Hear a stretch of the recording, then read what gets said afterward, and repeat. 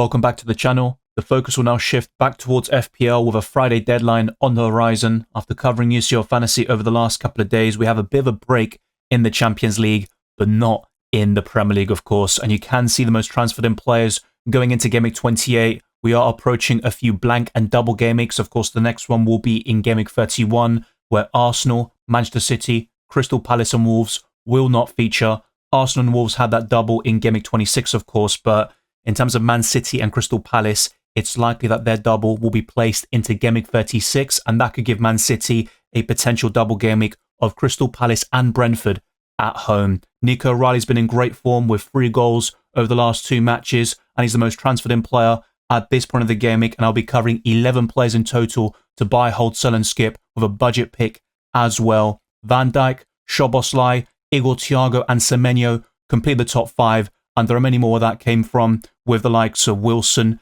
Hill, Ekitike, Mbumo, Joao Pedro, Dango Ouattara as a promising differential, Bruno Fernandes, Kelleher, Gyökeres, Ryan, Rodgers, Mark Gay, Kanate, Raul Jimenez and Senesi. And towards the end of this podcast, you'll see the most transferred out players going into the next deadline. Like this video, subscribe to my channel, and also hit the notification bell so you're always up to date on my content, both FPL and UCL Fantasy. Let's get this video in particular to over 100 likes and closing on new goals like 39,000 subscribers on YouTube. Check all the links in the description for my Patreon and the championships, fair likes to my videos, prize to comments, amongst many other perks. My Discord server, the FPL League and Spotify can also be found in the description. Without further ado, let's jump straight into it. The first purchase recommended in this video might be a surprising one because Igor Thiago has blanked in 5 out of the last 6 matches, and the one game where he scored, it was from the penalty spot against Newcastle, and he was also booked in that game. So he has been very underwhelming recently, but the fixtures are promising for Brentford, and that's why you saw a few of their players in that top 20 list with Kelleher and Dango Ouattara attracting a lot of interest. But I still think Thiago is the best option that the Bees have to offer, with 17 goals and 1 assist in the Premier League this season, and 33 big chances, which is right up there in the league. Only Erling Haaland will be clear when it comes to that metric and also XG, but Igor Thiago has put some incredible numbers for his price tag at 7.1 million, and that's why he's a template pick with 32.2% ownership. He has produced 135 FPL points, and it's quite close between him and Joao Pedro as the second best forward in Fantasy Premier League right now, and based on recent form, you have to say Joao Pedro has been the better option, but I still think Thiago, over the course of the season, has shown more consistency, but there has been a drop-off in 2026, despite a brace and a hat-trick which he scored in January, but his underlying numbers are still incredible, with 63 shots, 60 of them being inside the box, 34 shots on target, and the XG is 14.86. The XA and creativity won't be particularly great, so the expected assist is 1.52, with 5 big chances created and 15 key passes, but against the likes of Burnley, I think Igor Thiago is an underrated captaincy option, but because of the lack of form, it is quite difficult to back him over the likes of Erling Haaland and Bruno Fernandes. You will see my top 10 captaincy list in the team selection video and on Friday's deadline stream, but over the next 5 game weeks, I would back Thiago to score 3 goals and potentially get more goal contributions overall, but he's only got 1 assist for this season. You're really relying on penalties and also goals in general from open play, and we need more from him for sure because he has been underwhelming in the last couple of matches. But Igor Thiago remains a purchase, and if you are thinking of selling him,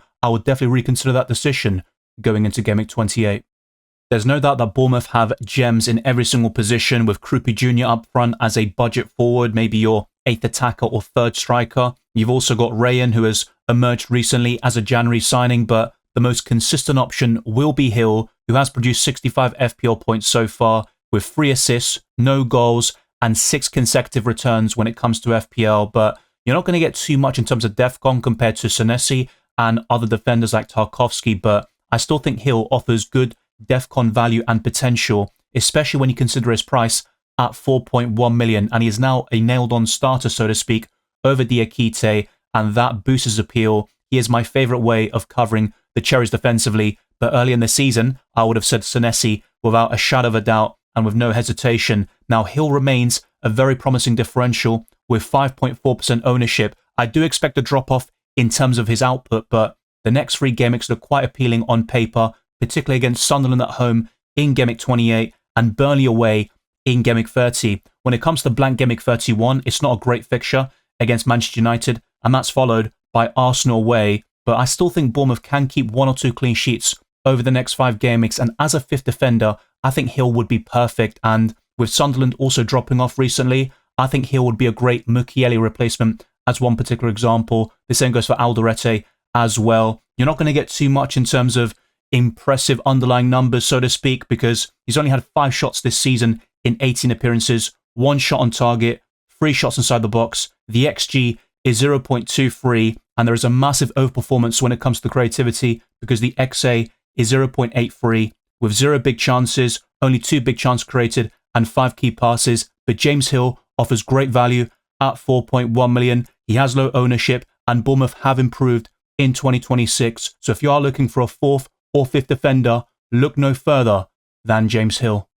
Another out-of-form striker is Hugo Ekitike, who has only returned in 1 game since Game Week 19, and that was against Newcastle, where he scored a brace. Liverpool have great fixtures over the next 5 game weeks, and they're ranked near the top of the FDR, the fixture difficulty rating, facing West Ham at home, Wolves away, Tottenham at home, Brighton away, and Fulham also at home. Ekitike has 10 goals and 2 assists so far this season, with 60 shots and 106 FPL points. His ownership is still quite high at 26.5%, and the price tag is 8.9 million, but Florian Wirtz is still doubtful. You've got Mohamed Salah, who is getting some returns, but nowhere near the level you want or need from a player at that price tag. So Ekitike might be the go-to Liverpool attacker, but if I had to pick one Liverpool player right now, it would be Virgil van Dijk with his recent returns, and the Premier League champions have also shown improvements defensively, but I still think Ekitike is one of the more appealing attackers in that Liverpool team, with 18 shots on target, which is quite poor in my opinion, in a matter of 24 appearances. 46 shots inside the box is more promising. The XG is 9.27, with 19 big chances, 16 key passes, and 2 big chances created. The expected assist is only 1.84, but Ekitike is a very enjoyable player to watch. He's got that technical ability, and he has scored some brilliant goals this season, but we need to see more from him, and the consistency isn't there just yet. But I still think it's worth holding on to with Liverpool's fixtures in mind.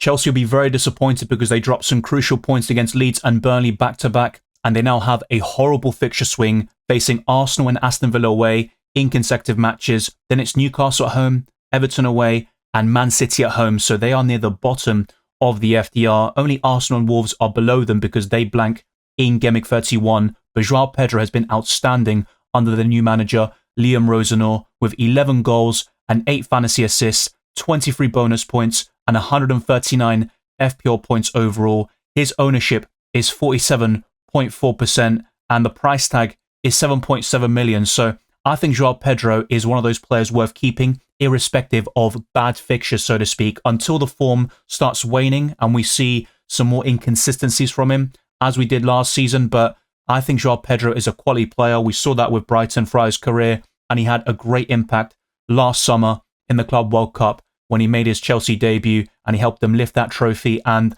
I think João Pedro had a promising start to the Premier League, then tailed off for a couple of months, but he's now back to great form, and I think he's worth keeping as your second or possibly third forward if you are starting 3 strikers every single week. And the ideal front line would be Haaland, Thiago, and João Pedro. But from a fixtures perspective, I think moving Pedro onto Thiago will be a very popular move, but sometimes form is just as important, if not even more so, than fixtures. Let me know your thoughts down in the comment section below. Which one do you prefer? Ultimately, I like a bit of both, but form does reign supreme in my opinion. João Pedro has 48 shots, 20 on target, and 43 shots inside the box. The XG is 10.44, and the XA is 1.71, with 18 big chances, 5 big chances created, which is the same as Igor Thiago, and 25 key passes. So I think the Brazilian is worth holding on to.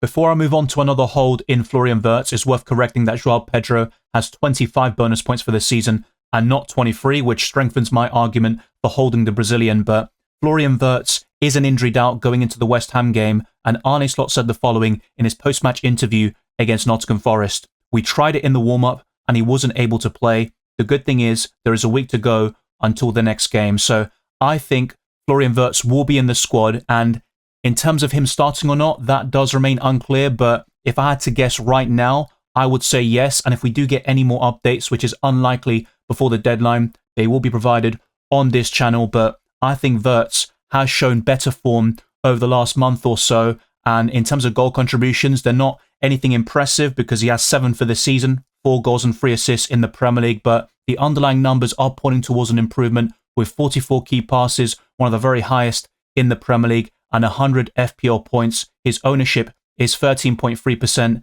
and the price tag is 8.4 million for the German international. He also has 41 shots, 15 on target, which is comparable to Hugo Ekitike, 29 shots inside the box. The XG is 5.35 and the XA is 4.1, so he has underperformed in both metrics. 10 big chances, 4 big chance created, and 44 key passes. I think Florian Wirtz will improve over time, and next season I would back him to have a great campaign and definitely improve upon the numbers he showed at Liverpool throughout his career so far in the Premier League. But for Bayer Leverkusen, we saw his quality in the Champions League and across all competitions. But Florian Wirtz for this weekend is a bit of a doubt, but I think he will start against West Ham. A couple of weeks ago, I recommended buying Jurrien Timber, and he scored against Manchester United in the game that I recommended him in, but Arsenal conceded 3 goals there and have looked shaky defensively ever since. And Timber has been a poor FPL asset, especially in double game week 26, blanking in both matches against Brentford and Wolves. He provided an assist in the North London derby, a great pass into Victor Gyökeres to give Arsenal a 2-1 lead at the time, but he was subbed off before 60 minutes and he has looked shattered in recent matches. And against Wolves, he had one of his worst ever games for Arsenal, but his consistency and also availability have been great assets to this Arsenal team, and he has improved offensively this season with 2 goals and 5 assists, 22 shots inside the box, which is decent for a defender, and 127 FPL points. He's also a template pick with 28.8% ownership, but this will drop over the next couple of weeks with Arsenal blanking in Game Week 31, and the other games aren't particularly great, facing Chelsea at home, Brighton away, Everton at home, and Bournemouth also at home. That's the good thing for Arsenal. A lot of their upcoming matches are at the Emirates, but with Jurrien Timber, I think selling him to Virgil van Dijk is on the cards, and I'll talk about this in my team selection video. The one Arsenal player I'd recommend holding on to is Gabriel Magalhaes, despite the fact that Timber technically outscored him in the North London derby. He has 23 shots for the campaign, only 5 on target. The XG, though, is incredible at 4.3. Let's bear in mind, he is a right back, but he's also underperformed when it comes to goal scoring. The XA is 1.44 with 7 big chances, 4 big chance created, and 24 key passes. So there's definitely a case to hold on to Jurrien Timber, but in my opinion, it's worth selling him right now with Arsenal's upcoming fixtures and the blank in Game Week 31, which is the main factor. And with Liverpool having great fixtures on paper, I'd rather make that switch from one Dutchman to the other.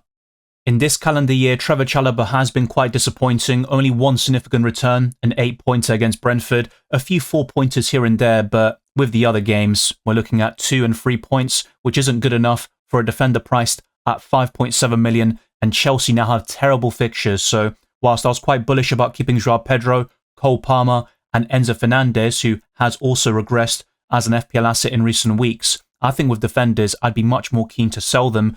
With Robert Sanchez, it might be a bit different because of goalkeepers. The ceiling and the upside isn't too high with those moves. But if you have a spare transfer available, I think moving Sanchez to Rovs or Jordan Pickford, possibly even David Raya, could work out in some cases. But I think with Chalobah, with his price tag in mind as well, and some options like Daniel Munoz, Virgil van Dijk, and even Gabriel, and O'Reilly showing form, and I'll talk about him very soon, I think Trevor Chalobah is worth selling right now. If you had both Chalobah and Timber, that would be a debate, but I'd probably lean towards keeping Timber. Let me know your thoughts down in the comment section below. The Chelsea centre-back has 3 goals and 1 assist this season in the Premier League, 234 defensive contributions, so even in these tougher games coming up, he could get 3 and 4 pointers, and if Chelsea were to keep a clean sheet, there is a high ceiling there for Trevor Chalobah with 126 FPL points, 22.3% ownership, I should say, and I think Chalobah also offers that goal-scoring threat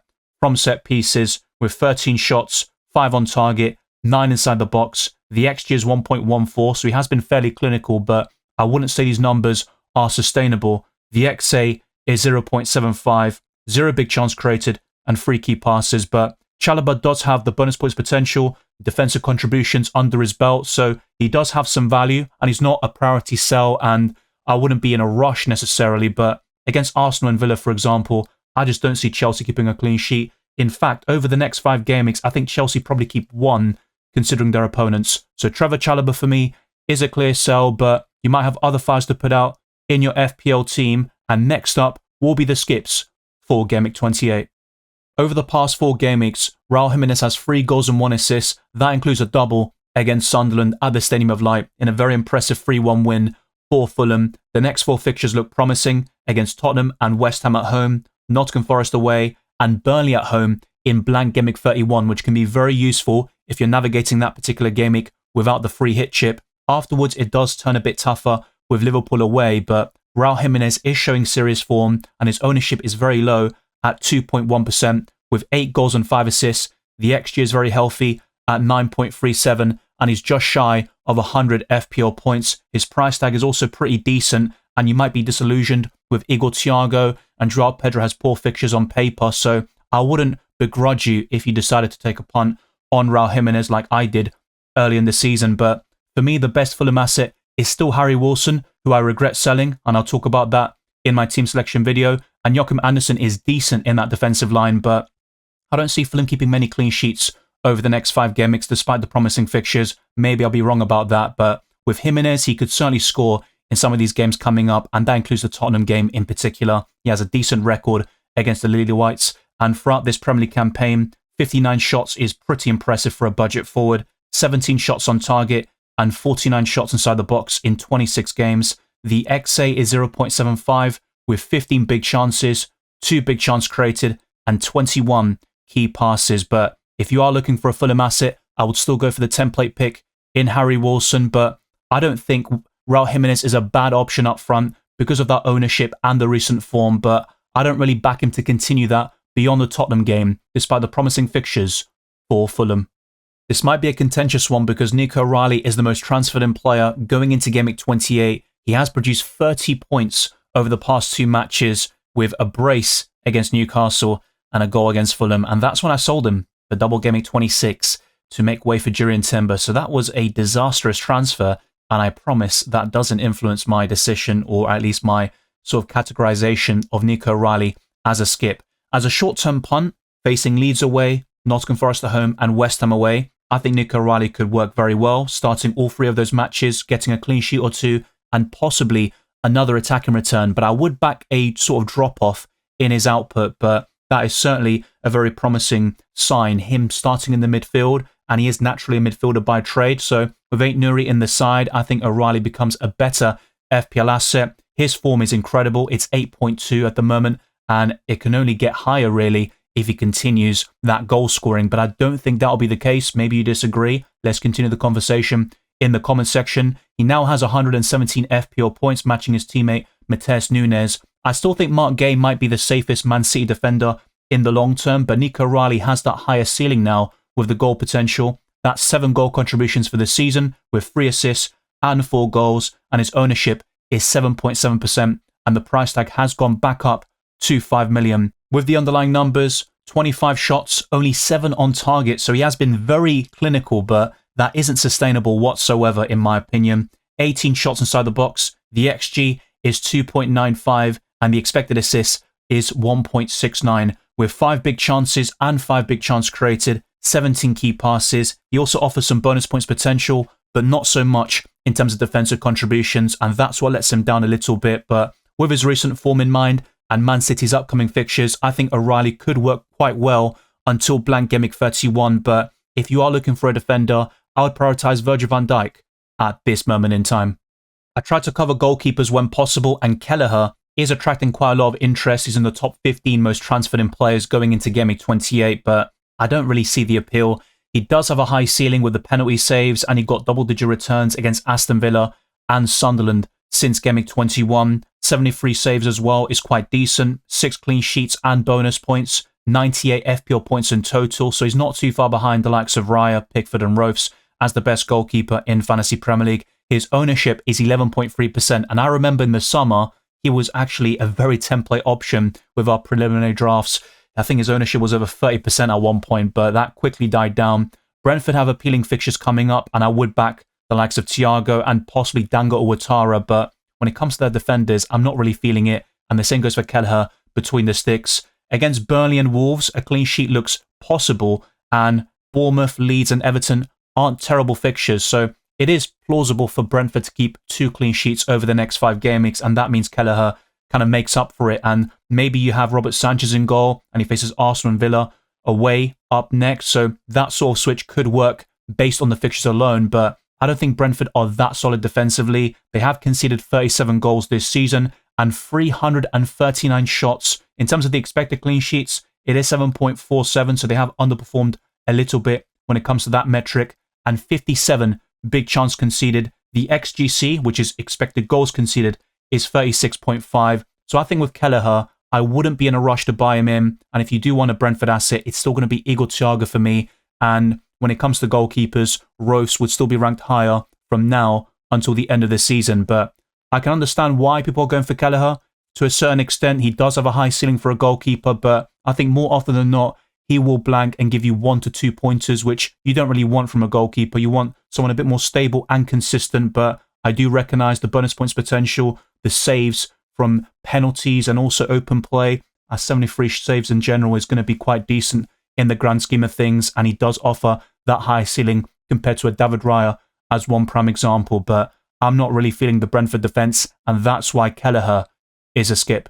The 11th and final player is Elliot Anderson, a budget pick who has just continued to produce some massive returns. If we actually go to his recent output, it is absolutely incredible. You're not going to get a high ceiling like 10 plus points, but he has gotten 4 or more points in every single game since game week 16 against Tottenham, where he still got 3 points, by the way. So it's quite rare to see Elliot Anderson blank. As a 5th midfielder and 8th attacker, he can be a perfect solution to your FPL team. So if you ever have an injury or suspension, Anderson comes in and he will likely give you 4 points as a baseline score, and anything else would be a bonus. There have been occasions where he even got bonus points despite getting no goals or assists, and he basically got DEFCON and the maximum bonus and got 7 points, and that was against Crystal Palace, I believe. So Elliot Anderson is a phenomenal FPL asset. Only 1 goal and 3 assists, but 381 defensive contributions. That's why he is a good FPL asset this season, with 118 FPL points overall, and he remains a massive differential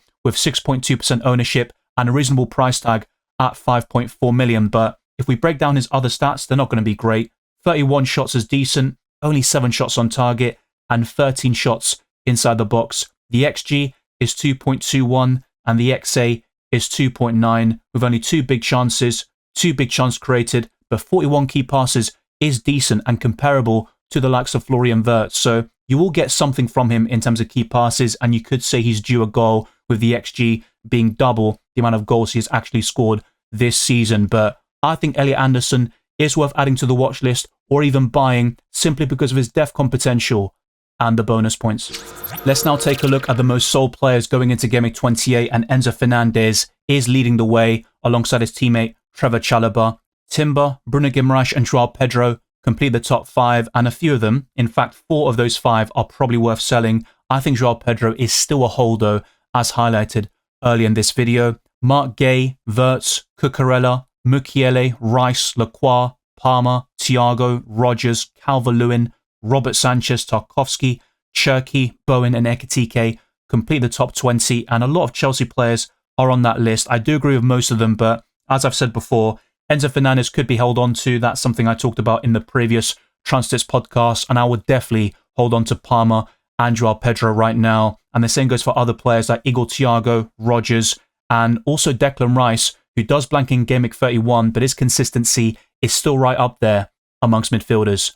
Thank you very much for watching this video and listening to this podcast. If you enjoyed it or found insightful, then like this video, subscribe to my channel, and also hit the notification bell so you're always up to date on my content, both FPL and UCL Fantasy. Let's get this video specifically to over 100 likes and closing on new goals like 39k subscribers on YouTube. Follow me on X, Instagram, Blue Sky, Dylan RCM, and check all the links in the description for my Patreon and the Championships, further access to my videos, proud to comments, amongst many other perks, my Discord server, the FPL League and Spotify can also be found in the description. I'll see you very soon on Friday for the next deadline stream, and keep your eyes peeled for the best wildcard squad and my team selection.